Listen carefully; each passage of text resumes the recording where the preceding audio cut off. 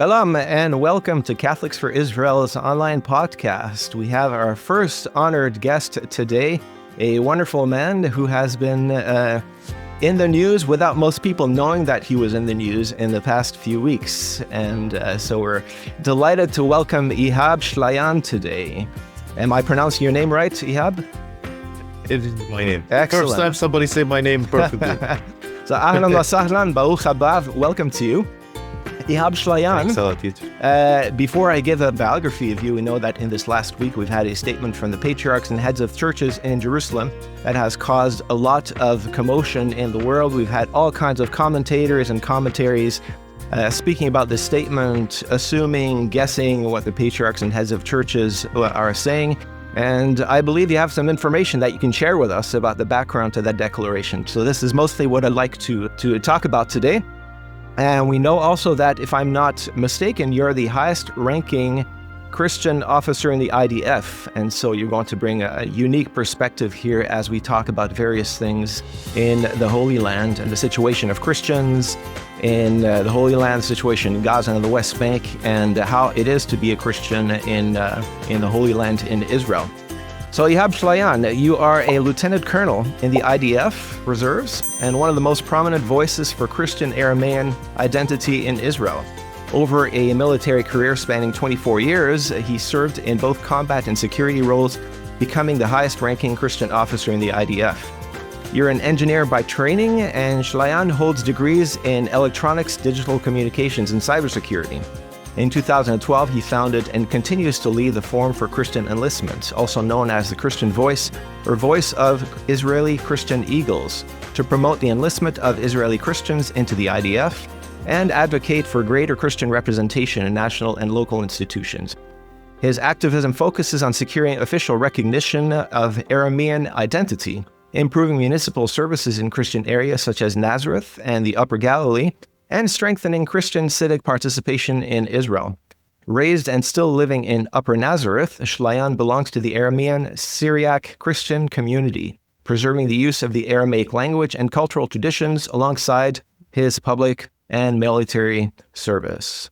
So Ihab, Baruch haba. Thanks a lot, André. Thanks a lot. And thanks a lot, first of all, for your prayer. It's, it's exciting to hear your prayer, and I'm glad with that. And I hope that with your prayer, we'll start a new era. Amen. Here in the Holy Land. Amen. Great. Amen. Well, it's wonderful to have you. So, Ihab, I just read a biography that we have of you, but I'd like to begin with a very simple question. Who is Ihab Shlayan beyond the biography? What's your personal story? Tell us a bit about yourself and how you became the man you are today. I was born and raised in Upper Nazareth. It's called Nazareth Elite. I lived at the beginning with a Christian community, but have a lot of friends, a Jewish friend. So in the year 99, all those my friend, the Jewish friend, enlisted to the army. And I asked myself, why I'm not in the army? I learned in a Christian school called SSS, Salvatorian Sister School. And they told me, we can take you to Germany. You can learn there engineering. You don't need to go to the army. Why do I want to go to the army? I say, I want to be with my friend. And I want to protect our country because I believe that. I believe in an Israeli state as a Jewish and democratic state. And as you see in all the Middle East, only in Israel the Christian live in safely, with fully, can pray and whatever. Still, we have a lot of things that we need to fix here in Israel, but we will talk about it in the other question. I served the army for 24 years, and I was in the war, and also in Lebanon, in Gaza, in the Navy also. When you write my name in Google, because I was in a classified position in the Navy, you won't see my name. It's written there, Lieutenant Colonel I. So now I can say this is my name. There, this is the article about myself. Why I'm doing my way. Why? Because I believe that my personal story is about responsibility. I believe that citizenships mean participation because we are a good citizen. We believe in Israel. We live in Israel.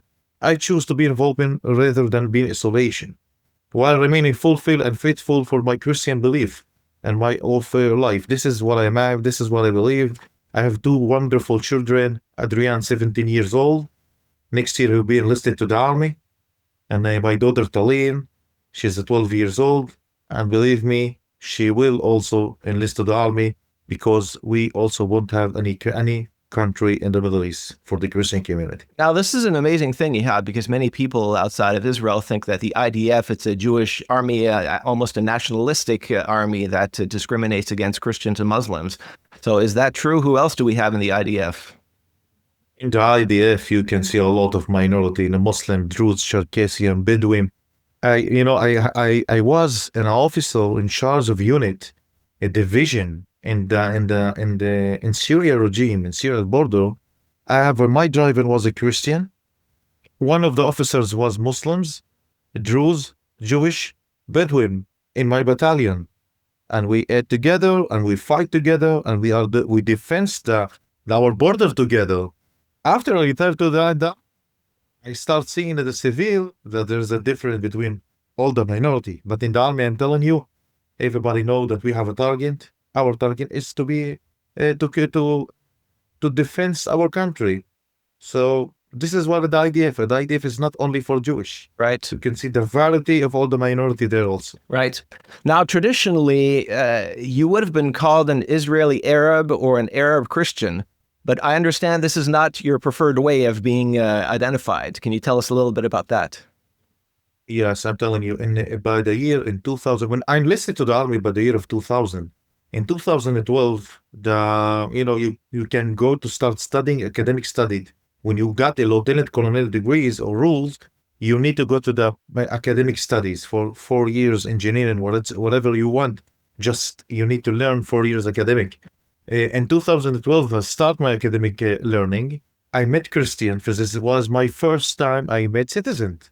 This is where for you, because I'm from the year from 2000 to 2012, I was only in the army. I didn't see house, home, all the time was fighting. You remember the Lebanon War II, Gaza. I wasn't in the home. All the time I was in just fighting. So when I met the Christian youth, they start saying to me, Ihab, we want to be part of the Israeli government. We want to be part of Israeli state. We want to live here. We believe in Israel. But why are calling us Arab? Then I start asking myself, why I am in the army, calling myself Arabic Christian. And the rest of it, you see that the others, the minority, all of them, they are calling that we are Muslims, Druze, Bedouin, Circassian, Jewish. But the Christians are calling themselves Arabs. Then I start, investigating the things, why we are calling us Arabs. Then I start studying. I asked the clergy and the head of the churches, and I went to the university and start asking the question. Then I understand that somebody erased our history. They give us to learn in books, the historic books. I sent you before the interview now, the books that in the 7th grade youth are learning in the school. We are not learning or studying about the Christian history. We are learning about the Arabic and the Muslim history. So how come you asking the Christian how they know our history? So now I know the real history. Now I'm start studying. Then I understand that Jesus was a Jewish. You believe, André, now that when I was in the school, I didn't know that Jesus was a Jewish. You did not know Jesus was a Jew growing up in Israel. No, no. We just all the time, we are praying in Arabic, learning in Arabic. We are not learning about the history of Jesus. We are not just for learning how to pray in Greece and learning how to pray in Arabic. That's it. This was at your Christian school, you said. Yes. And after that, when I ask myself and ask all the, all the clergy and the head of the church, they told me, yeah, we are not Arab. The Arabs here occupation, they are forced us to be Arab. So when you speak Arabic, it doesn't mean that you're Arabic. Lots of the American, they are speaking English, so they are English. And the Brazilian are speaking Portugal, they are Portugal. So that the same, I'm telling you. Also, I'm saying to you, Jesus spoke Aramaic, but he wasn't Aramaic. He was a Jewish. Right. So I want to be different and separated. This is why I want to clarify something, main point. I cannot say that I am Aramean, but I'm telling you, I am Christian citizen. I'm Israeli Christian community. And when you look in the Middle East are divided for religious and communities. So except the Christian community here in Israel, they are calling us Arab. So you can ask the Christian in Syria, they are calling for themselves are Syrian or Syriac or Aramaic. When you ask the Christian in Iraq, they are telling themselves they are Chaldanian or Ashurian. Yes. And also in the Egypt, they are Coptims. Yes. So how come you are calling me Arabs? I So don't you believe call in the yourself Arab what? occupation. So you call yourself an Israeli Is Christian then? Israeli Christian. That's it. Hmm. Israeli Christian. And what is your background? I think you have quite a mix, an ecumenical mix of within Christianity of your family. Yes, my father and my grandfather was from Armenian, and my mother are separated or are divorced, but my mother is from Greece. She go back to Greece, and she's married to Greece. My mother is Greece. So why are you calling me Arab? Because I speak Arabic. I speak Russian perfectly. I speak English a little bit quiet. It's okay. Not too But bad. why are you calling me an Arab? Not too bad. Not too bad. Mhm. Exactly. But So this is why, and I'm telling. So your mother tongue I'm with is you. you grew up speaking Arabic at home. You also speak Hebrew fluently, obviously. And your English is just about fluent, and it is fluent. And then you speak Russian fluently as well. Yeah, that's right. That's right. I know to pray also in Aramaic. This is for sure. That's But fantastic. Andrew, when you ask my daughter, because they are in the Jewish school, Adrian and Dalin, my son Adrian, he cannot, he don't know how to read Arabic. He speak only Hebrew because in a Jewish school. So what you're telling me now is Adrian is a Jewish because he speak Hebrew, Yeah, or he's Arabic because he's what? right. Because he speak Arabic. This is the reason, because I want that the Christian community to be to understand their history, Yes. to know who they are, and this is the way. If you are calling us Arab, I don't say it because I want to be a Zionism or Israeli, Right. but first of all, you need to know who you are. When I'm telling all my friend, I'm telling them, first of all, you are start talking about your neighbors. First, talk about your families. Who's your family? Then start learning about your neighbors. Meanwhile, the schools, we are learning about our neighbors, the Arabs' neighbors, the Muslims' neighbors. Yeah. I have a lot of friends of Muslims, a lot of friends are Arabs and Druze and etc. But you cannot say to me that I'm Arabic. Right. First of all, we need to know about family. We are the Jewish roots. The Jesus was a Jewish. Yeah. That for sure. Nobody can say that. Nobody can cancel what I'm saying now. It takes a lot of courage for an Israeli Christian, of an Arabic-speaking Israeli Christian, to say that. You don't hear a lot of that. When I was in Israel, I spent 12 years in Israel, and I always knew that either the Palestinian Christians or the Israeli Christians are caught in the middle, right? Between the Muslims, who don't really consider them their own, and the Jews also, who see them as Arabs, and they often don't tell the difference between Muslims and Christians. So how was it for you to grow up as a Israeli Arabic-speaking Christian in the Galilee?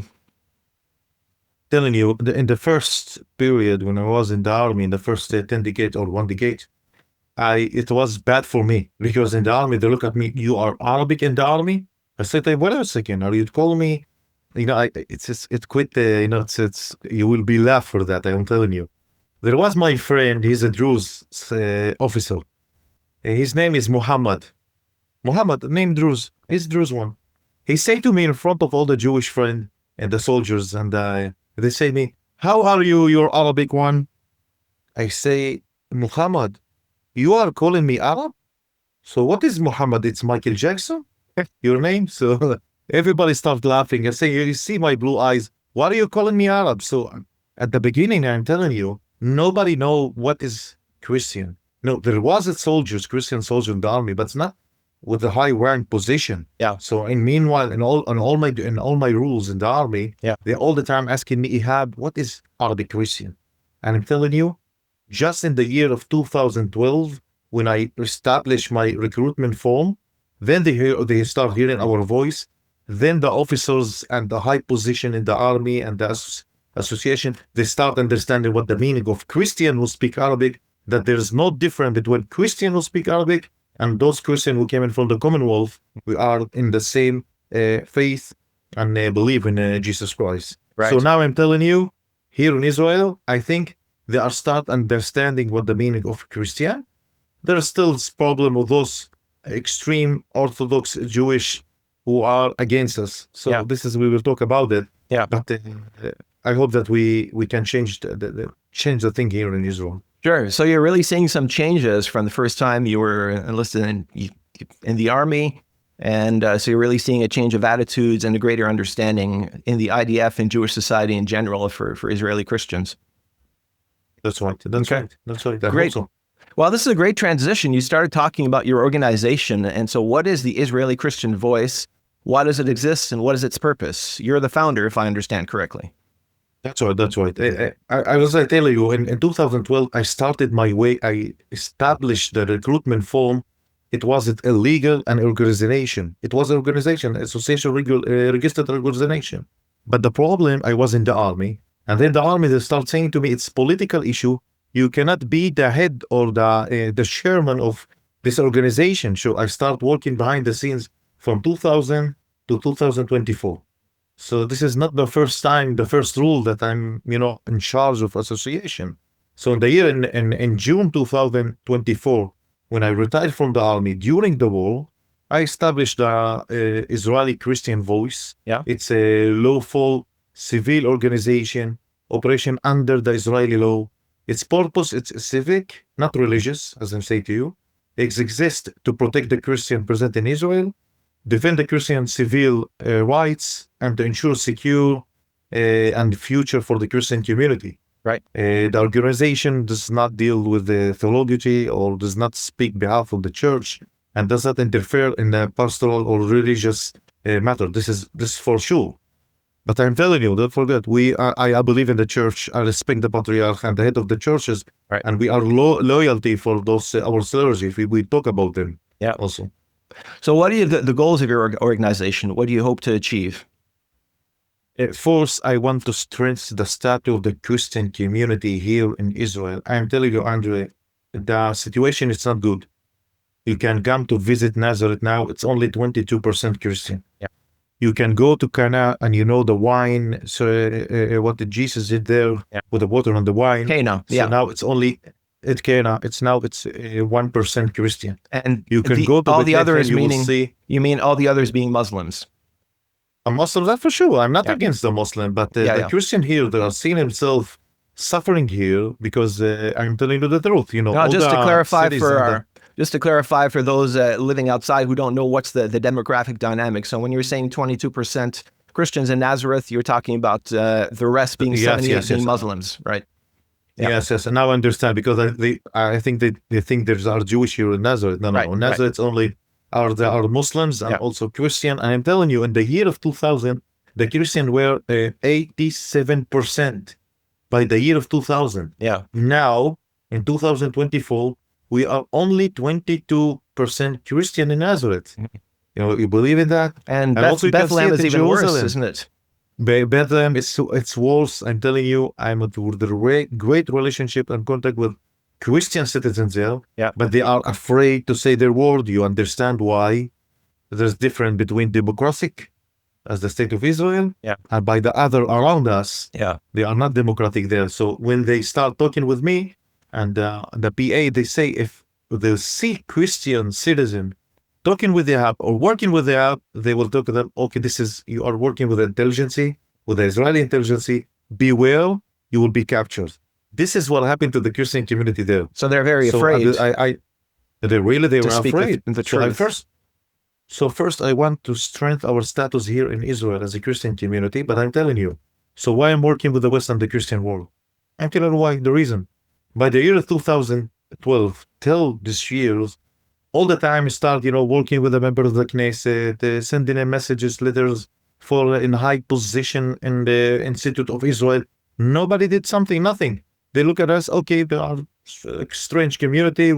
They are not a troublemaker. To leave it alone, we don't need to work with them. When I start on my way now into the year of 2024, with the Christian world and with the Western world, they are start sending letter here to the Israeli government. Then I see that the Israeli government are concerned about the Christian community. So who is writing letters to the Israeli government? Let's say I'm giving you the name Eric Silly and Bishop Dennis from Africa Israel Organization, Kofi Christian United for Israel Pastor Huckabee, my great friend Rev Haley Ace from British. She's the head of the association which is called CAAA, Christian Against Anti-Semitic Association. She sent also a letter to the President Herzog. And the President Herzog, they called me and Haley Ace together to his place, and we talk about the Christian community. And he said to me, we will work together and we will support the Christian community. So I believe this is our way, the way from outside to inside, because we don't have any member of Knesset as a Christian. Okay, I just think there will before be a member of Christian. before you move Yes. forward, you talked about the decline of Christians in Nazareth, in Cana, in Bethlehem. Now, a lot of elements, including a lot of Christians around the world, they get the impression that Israel is chasing out the Christians, that Israel is oppressing, persecuting the Christians. Obviously, Bethlehem is under the Palestinian Authority, but Nazareth and Cana are not. And Jerusalem, of course, obviously is under Israeli sovereignty. What is that true? What do you say about that? This perception that it's the state of Israel is persecuting or making life very difficult for Christians. For all the audience, first of all, I want to say to them, I don't afraid for nobody. Nobody pay for me to say what I'm saying to you. Yeah. I'm telling you the truth. Yeah. First of all, not the Israeli government and not the Israeli state are persecuting the Christian. There are discrimination here in Israel, that for sure. Yeah. But I'm telling you, in all the Middle East and also in Africa, just in Israel, the Christian community, they are full security and they're not afraid. They are not the persecution, not from the Israeli state. I'm telling you, it's from Al Jazeera. So all the West are looking all the time in the West. Watch media. Give me the name of media that are talking about the Christian community. All the media are being full, giving money or support by Qatar and by Al Jazeera. So what do you see in Jazeera? You see only the statement of the Patriarch in Jazeera, but you won't see in Al Jazeera what happened to the Christian in Syria, what happened to the Christian in Iraq, Yeah. in Yemen. So this is what you think. This is the world. They are saying that Israel are spitting on all clergy in Jerusalem. So I am against that. I don't like that we see an extreme Orthodox Jewish that spitting on Christian clergy. But I'm asking all the Christian world, where are your eyes? You are not seeing what happened to the Christian world or the Christian nationality in the East. You cannot see what happened to the Christian in Syria. They are being killed, murdered, rape, churches will be burned, Christmas being burned. Where are your eyes? Yeah, it's Where are almost your a type of ears? unhealthy fixation. You have some anti-Israel groups, or not even anti-Israel, some are just misinformed. One Jew spits on a Christian in Jerusalem and all the media in the entire world goes crazy, Talking about while the that's- Christians are being slaughtered in Syria, in Nigeria, and other places, and you barely hear a peep about these issues. It's That's kind of right. crazy. That's right. Yeah. That's right. And you know what? I'm telling you, you won't hear anybody will talk about that in the media because you know who's the big boss here in the area. It's not the Jewish. Who's the It's big all boss? the Arab countries. Arab countries, all the Arabs are here. Yeah. You won't see any Christian being beheaded or being killed by Jewish. But you can see what happened in ISIS, what they're doing to the Christian community. Right. So, you know, October 7, there was no Christian who did it or not a Jewish. But you can see that all the Hamas, all the extreme Muslim, radical Muslim who did it. Yeah. So what do you want? That the Christian citizen will take to the media and start talking and telling that we are being killed by the Arab occupation or by the radical Islam? I'm telling you, I'm the one, I think I'm not afraid, I don't care. But the majority of all the Christian, he won't say publicly what I'm telling you now. But I'm telling you, I'm speaking behalf of all the majority of the Christian community that are believing in my way and they know what's happening here. Yeah. But still, we need to talk about our 5 requests from the Israeli government because if we want have it, Yeah. I So why think don't there will you be Christian here also? So why don't you summarize? We're still on the question of what do you hope to achieve with your organization, and then I'd like to get to the statement of the patriarchs and talk about that. Great. Yeah. Okay, it's our 5 requests from the Israeli government. First of all, I want them to recognize us as Christian community. This is the main, this is the base. From here and down, we can do whatever we want. The second one is to be equal in the scholarship and employee.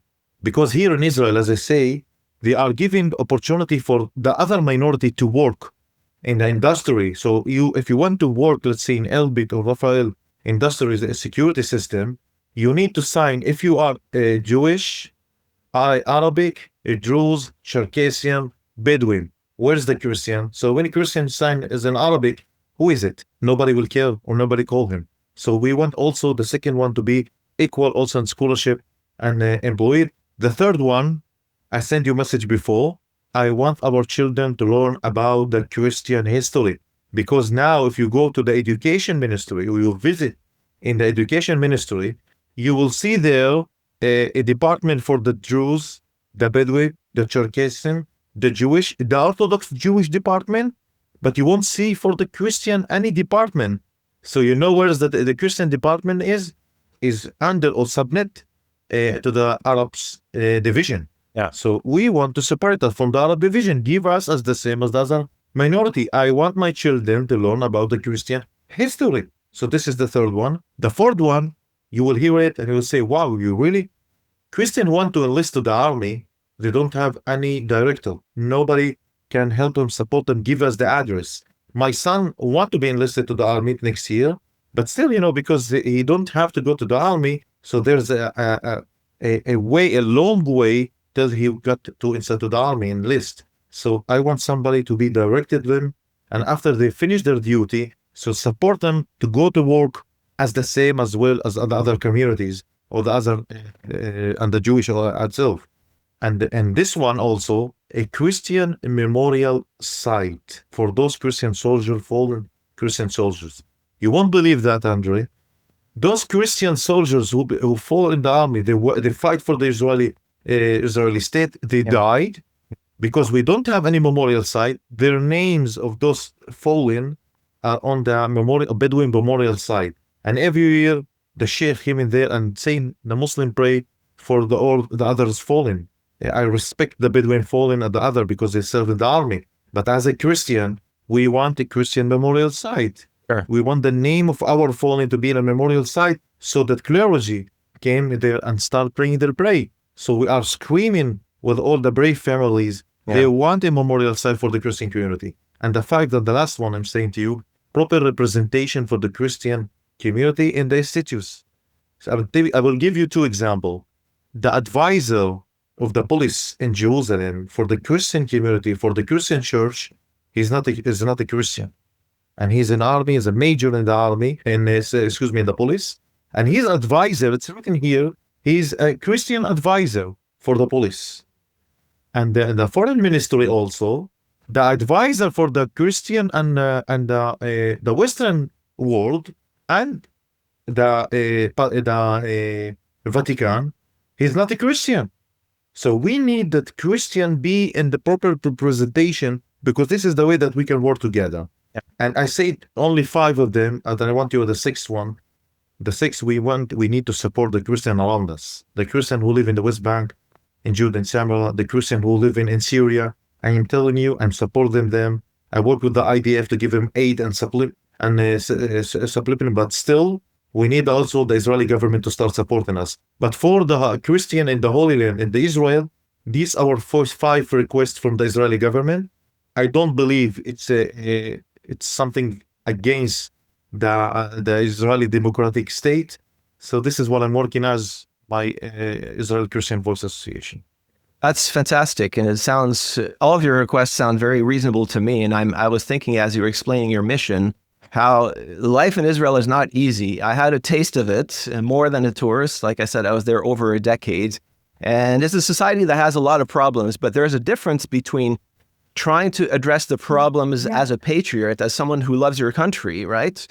As opposed to just slamming Israel, as we're seeing in so much media today, they see Zionism as the worst thing ever in the world, and Israel is oppressing Christian, and Israel is committing genocide. And I'd like to come back to many of these things, but I love your attitude that you're not shy to say there are some problems, there are issues that we really want to achieve some gains here. In negotiation with the Israeli government, I'm sure is not so easy. But you're doing it out of the spirit of a true patriot and a Christian. You love your faith and you love also your country. So great. I think this is a great transition to a certain statement that was released last week. And I'm going to quote some of it. So as we know, the patriarchs and heads of churches released this statement. And I'm going to quote little parts of it and you can comment on it as you go. So the statement began by saying that, quote, recent activities undertaken by local individuals who advance damaging ideologies such as Christian Zionism mislead the public, sow confusion, and harm the unity of our flock. So it's a serious statement, but it's also very vague. And the first thing that's vague about the statement is the signature. It's signed the patriarchs and heads of churches. So maybe you could have some information that you can give us before we start breaking down this statement. Who is behind this statement, and why is it not signed? I'm asking you the same question. Who is behind it? I'm telling you that I'm in good relationships with the head of the churches and the patriarchs. Yeah. And I ask them, who write this? Yeah. Who give this a statement? Yeah. I didn't get any answer. No answer. I believe, I'm telling you, André, I understand. If this statement was published because they got a lot of pressure, I'll tell you, for example, in Jerusalem, when Christians start walking by the stairs and going to the church, okay, all the majority are Arabs. You see what happened there in Jerusalem. They are stopping Jewish there. So when you will see that the patriarchs start saying that we are Israeli, we believe in Zionism, what do you think will happen to the Christian community there? What will happen? Also the West Bank.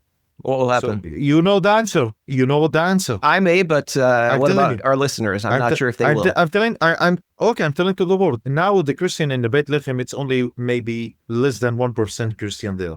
What do you think from who?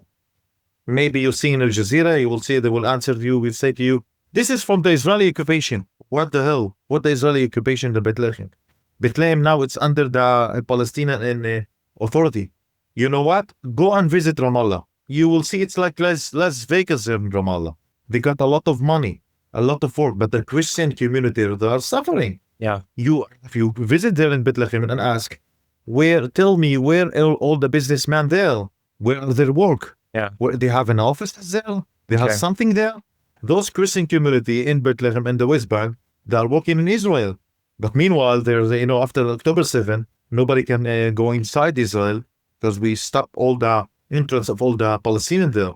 But I'm telling you, and I believe that somebody who wrote this statement, I don't want, there's a classified thing, I don't want to talk about it, but I'm telling you, the patriarch and the head of the churches, they are believing in Israel, they fulfill with Israel. They know that we don't have any say that we can live here in the Middle East except Israel. I'm telling you, I can swear to you that this is the main thing. But what you're asking me, so why the statement is go out?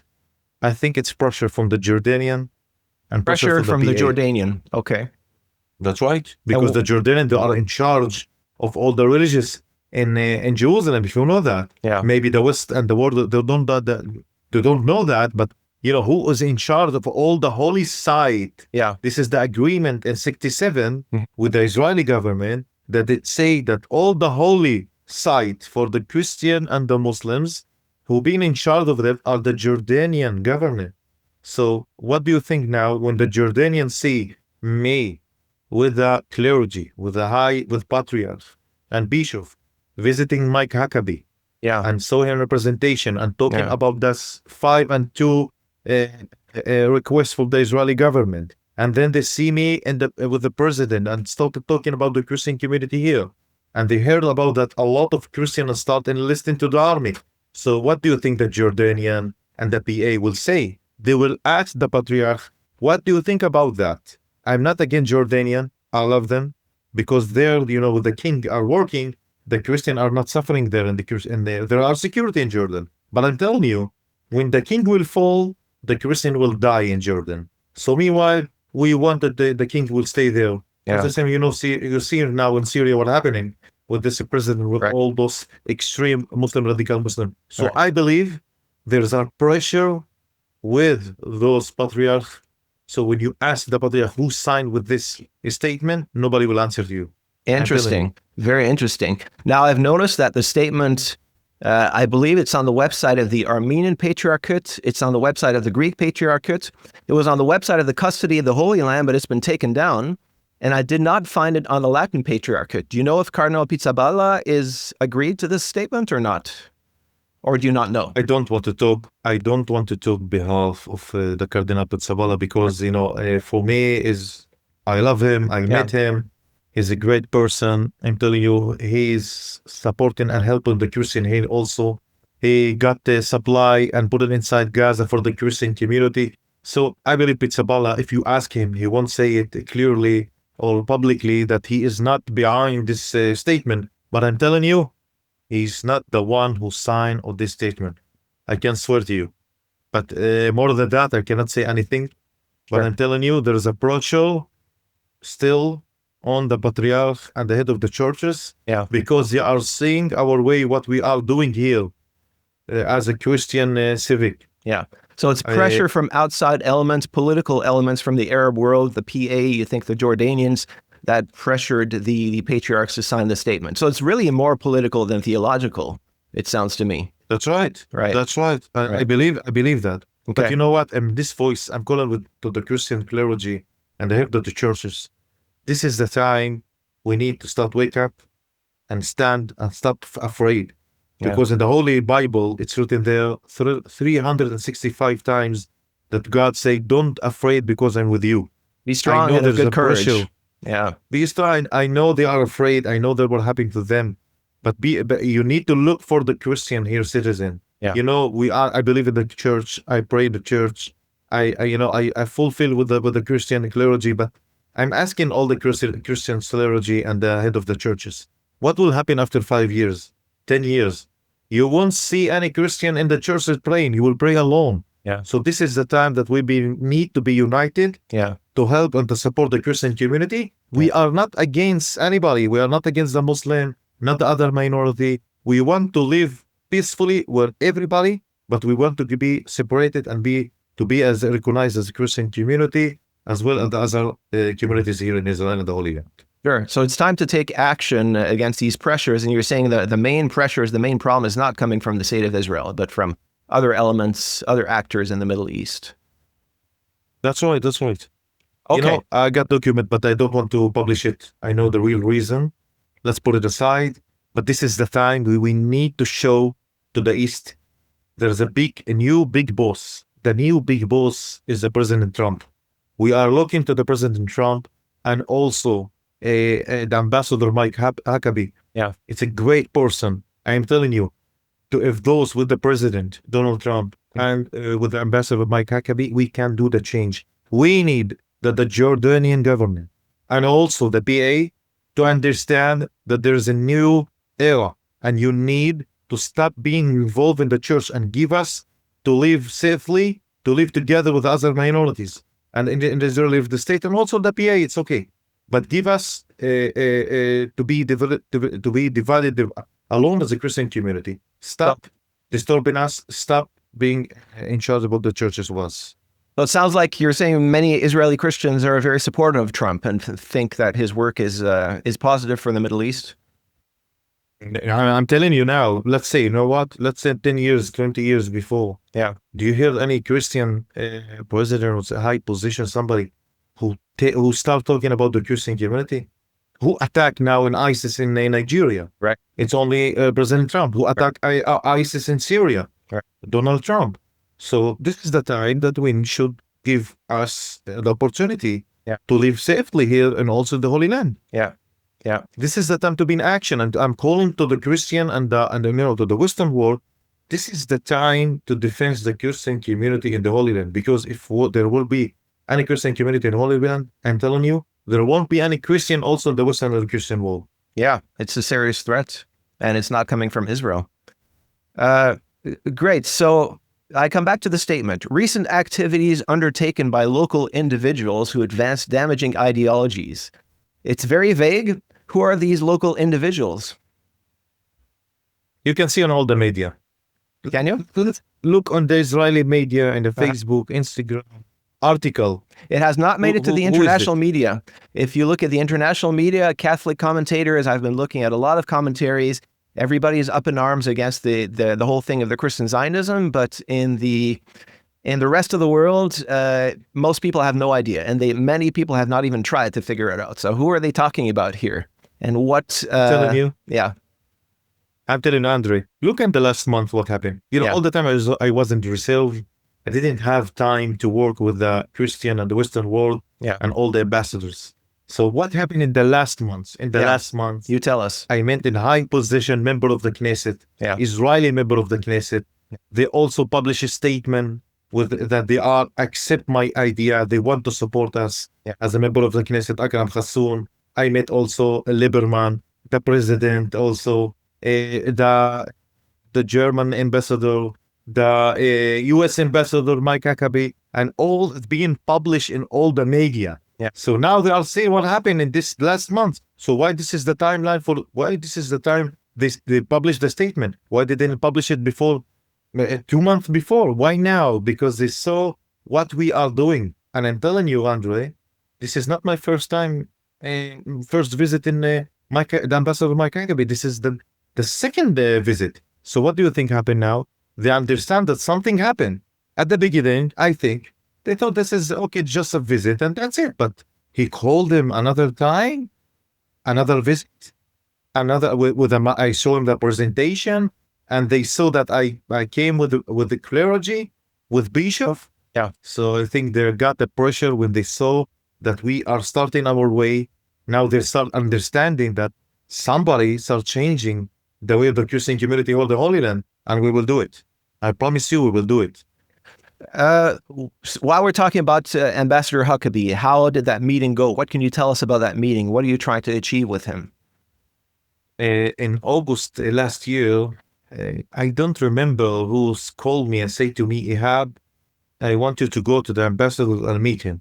I said, okay, I got no problem with that. I didn't know why the ambassador want to meet me. So when I visit him, I sit with him in the office and I show him a presentation and talk about the Christian community. I showed him what happened to Nazareth, the Christian in Bethlehem. He was, he started smiling. He said, wow, it's a great idea. I showed him how there's a Christian in the army also, girls and boys. So I felt great with him.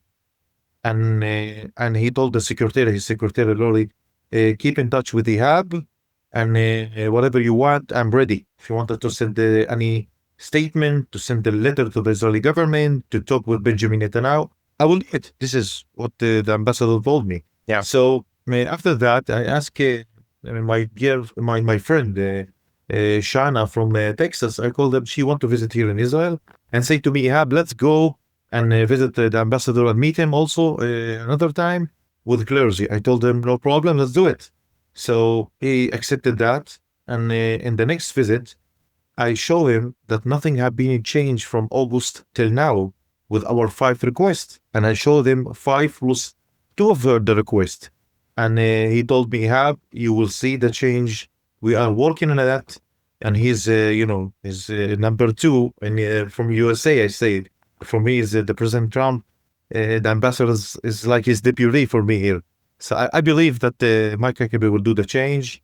He visited Bethlehem also, and he told me that he met a lot of Christian clergy.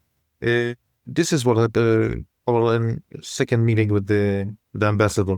So yeah. I'm glad. I'm glad for that. I'm saying to him, thanks. Sure. And that's really helpful because you've given us your requests of the Israeli government. So basically, you're asking the ambassador to help you to navigate these challenges and to help to move forward. At the Israeli government receiving these requests. Now, something is not jiving here. Something doesn't really match with the statement of the patriarchs, because they say that these local individuals, which it sure sounds like you're the one, they're advancing damaging ideologies such as Christian Zionism. Are you advancing damaging ideologies? What ideologies are they concerned about? And then, of course, the big name is Christian Zionism. What is going on here? What does that have to do with your work of trying to help Christians in Israel and the Holy Land? Let's talk about Zionism. When they see my figure as a Christian figure, yeah. I am Lieutenant Colonel, 24 years I was in the army. I'm still doing reserve. So when they see me with a uniform, that for sure they will call me Zionism. So let's talk about Zionism. You know what? Let's talk about Jesus. Jesus, when he was on his way in Jerusalem, and he saw the woman start crying because they know they will be in a bit of a cross and putting Jesus on the cross. Yeah. You know what Jesus said to them? Yes. They say to him, "Oh, you're a Zionism woman. Don't cry for me. Cry Daughters for of yourself." Zion. Daughters of Zion. Yeah. So as you said, Jesus is not weird for him or not strange to say Zionism. So let's talk about Zionism. First of all, my faith is Christian and my identity is Israeli. Yeah. This is two are not in conflict, that's for sure. I have no problem with Zionism. If it supports Israel as a Jewish and democratic state, that you get freedom for religious equality, civil rights, in that sense, for me, I support Zionism. Zionism does not harm any Christian faith, does not interfere with the church, and does not affect the Christian way of life. Yeah. So my work is civic, not theologic. This is what I'm telling you. So Right. I don't understand what they are saying that we are Zionism. I'm telling you, Andre, first of all, I'm Christian. My work is to help the Christian community. I put aside in Israel and put aside the Zionism. So first of all, give us our 5 requests. Yeah. Help us, support us, give us to stand, not to be immigrate from here. We want to live here, feel full security, and we have the freedom of religious and pray. So, what the problem to be in Zionism? If Yeah. Zionism are protecting our community, so being beheaded and being killed and being shot and being raped, so I love that Zionism. I will be part of that Zionism. What the problem with that? Yeah, What do you want me to call Zionism. myself? Zionism is ISIS? often criticized because it's very maligned in the West, and there's been a great rise of anti-Zionism. Many people say we're not against Jews, but we're against Zionists because they're committing genocide in Gaza. They're committing ethnic cleansing. They are persecuting non-Jews. They are, you have the settlers that are aggressive towards the Palestinians. So I think when a lot of people hear about Zionism, they just think about either some extremists, which they are, or they make a sweeping generalization of kind of demonizing the movement. But you're saying that being a Zionist is first recognizing that Jesus was a Jew and that the Jews have a right to live in the land that I suppose God has promised them. What do you think of that? The promises of the land that we find in the Bible, from Abraham to all the prophets.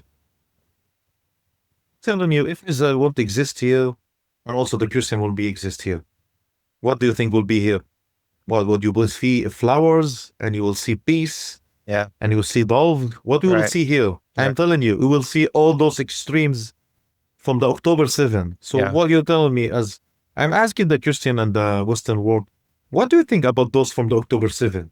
Yeah. Who's bad for the Christian community or who bad for the other, not the Christian, or not only the Christian community, for the citizens? Right. Who bad is the Zionism or those from the October 7?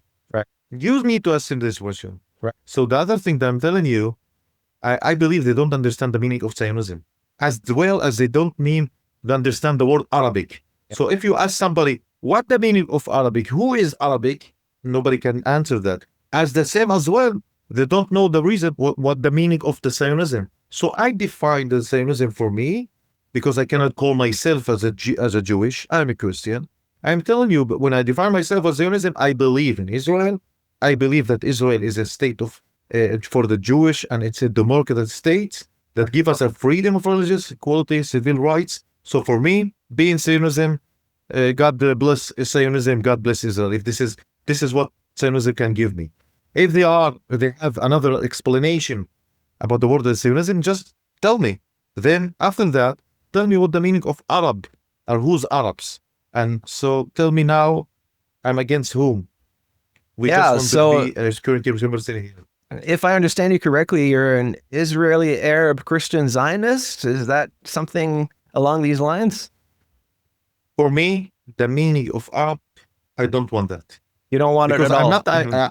I'm telling you why, I'm not against the Arabs. Yeah. But just because the reason now I understand, I'm now 44 years. I don't believe that only by the age of 40. Yeah. Now I start understanding that my great-grandfather, he was killed by the Ottoman and the Turkish. Now I know what happened to the Christian community in villages Yeah. when the Muslim occupation gun killed them. Yeah. Now I know what happened during the Byzantine Empire, and I know what happened on the Crusaders. So why you want me to support the Arabic idea? It's like to tell the Jewish Right. to support the Nazis or support the other. We are not against the Arabs. Yeah. We can say that we are part of them because we sing Arabic, we eat with the food, Arabic food, we dance like Arab, I guess so. But this doesn't mean that I'm Arabic. Just tell the American that he's in English and he's not American. What he can say to you? Yeah. So I want to recognize myself as a Christian community because the Christianity was here before the Arabs. There was Christian and Arabic in Arab Saudi desert, but not here. I didn't come from there. I was here before the Arabs occupation, and I think maybe my grandfather, as I say to you, was Armenian, and I guess that we came here from Greece also. So why you are taking me to the Arab nationality, that you are erasing my communities and the other communities? So let's call us the Christian community in Israel, and I believe that there's a Christian community in Palestine. They can call themselves as a Christian community in Palestine, and I'm telling you, just go and visit in Bethlehem, and as a Christian Palestinian, give me your ID. You will see that in his ID it's written there, a Christian. So why in a BA you will see there is a Palestinian and Muslims, and also as well in Syria and the other Arab countries, and you ask them, you are Arabic or not? He will say to you, no, I am Palestinian Christian. They won't say that he's Arabic. Yeah. And also Lebanon, they are saying, we are Mennonite Christian. Yeah. So why just only here in Israel you are calling us Arab? You want us to be separated from the Commonwealth Christian? You want to separate us from the Christian world? I wonder that. I want to be together, as a Christian faith, as a holy Christian faith, not being separated as calling us as an Arab. This is not my nationality. Yeah, thanks for sharing that. I think that's going to be really enlightening to our viewers and listeners. We still have much to talk about, Ihab, but I think we're going to stop here for today, and we're going to come back in part 2 of this fascinating interview where you share about your organization, the Israeli, what do you call it again? The Christian Voice? The Voice of... Christian Voice. Israeli Christian Voice. Israeli Christian Voice. So we've just started to talk about the statement of the patriarchs and heads of churches. I still have many questions, so we're going to stop here for today, and I invite all of you to come back to part 2 of this podcast next time. Shalom, thanks for talking with us, and I will see you next time. Thanks a lot. God bless you.